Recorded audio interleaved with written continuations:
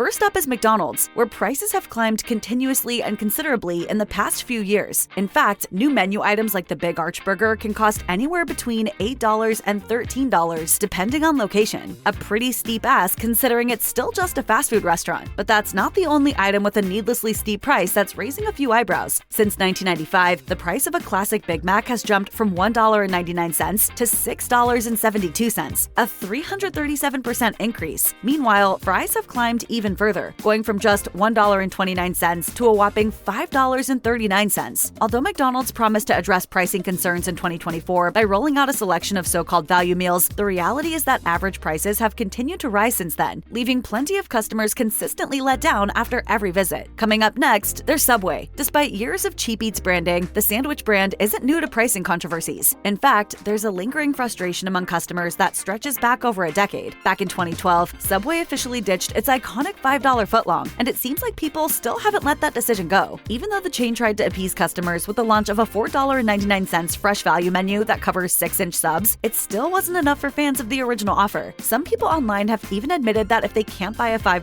footlong, they'd rather just walk out. As a workaround to rising costs, several longtime customers are pointing to competitors like Jersey Mike's as a much better deal these days. Then you've got KFC, because for a chain that built its identity on cheap, quick meals, it's safe to say things have drifted pretty far from that. For example, a 2-piece chicken and fries meal cost just $6 back in 2024. By 2026, that same option runs around $8.89, a nearly 50% jump in just 2 years. After 7 straight quarters of losses, KFC launched a nostalgia-heavy Kentucky Fried Comeback campaign, bringing back old menu items and kernel-centered marketing. Unfortunately, nostalgia hasn't fixed the math. Some customers report spending upwards of $30 for an 8-piece meal and sides. Finally, there's Taco Bell. Once the go-to for feeding a group on pocket change, the math just doesn't add up like it used to. These days, a single soft taco costs $2.19, a bean burrito runs $2.49, and 3 crunchy tacos with a drink adds up to around $9. To make matters worse, portions have seemingly gotten smaller even as prices went up, which only adds to the frustration. Things have gotten so expensive that more customers are turning to app-only deals and custom order hacks just to try and keep their bill manageable.